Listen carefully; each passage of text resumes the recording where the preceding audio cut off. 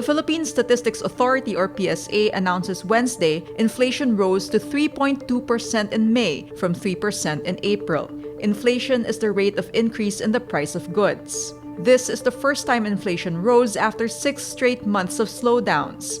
National statistician Dennis Mapa says the uptrend was primarily brought about by higher annual rates posted in heavily weighted food and non-alcoholic beverages, housing, water, electricity, gas, and other fuels. It is still within the target range of 2% to 4% for the fourth consecutive month.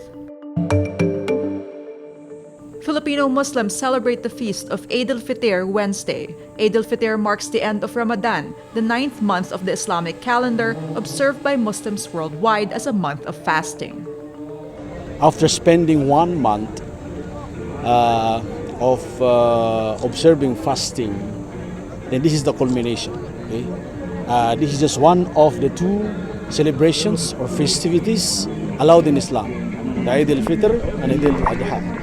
Ramadan teaches the Muslims to be righteous, because to become righteous or to build a righteous community is the community described in the Quran or in Islam.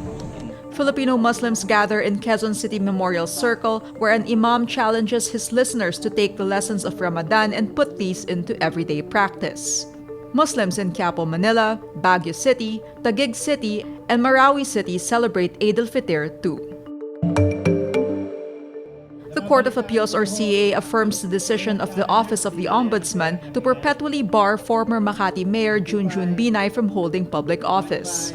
Binay and his father, former Vice President Jejomar Binay, faced trial before the Sandigan Bayan for the irregularities in the 1.3 billion peso Makati Science High School or MSHS building project. They face graft and falsification of public documents charges over the alleged anomalous contracts of the MSHS. The CA finds Junjun Binay guilty of serious dishonesty, grave misconduct, and conduct prejudicial to the best interest of public service.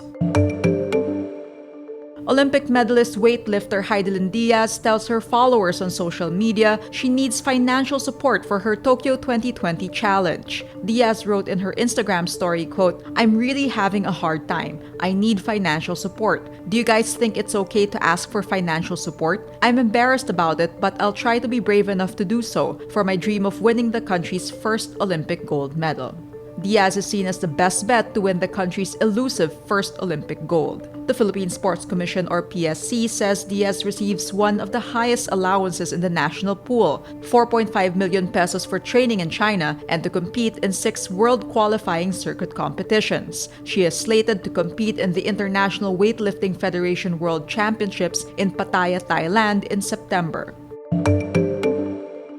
The pair of Philippine eagles the country is loaning to Singapore were flown there Tuesday. 15-year-old male eagle Geothermica and 17-year-old female eagle Sambisig were flown to Singapore by plane, courtesy of the Philippine Airlines or PAL. The 2 will be staying for an indefinite amount of time at Singapore's Jurong Bird Park. The Philippines loaned the pair to Singapore as a sort of insurance policy should anything threaten the remaining population.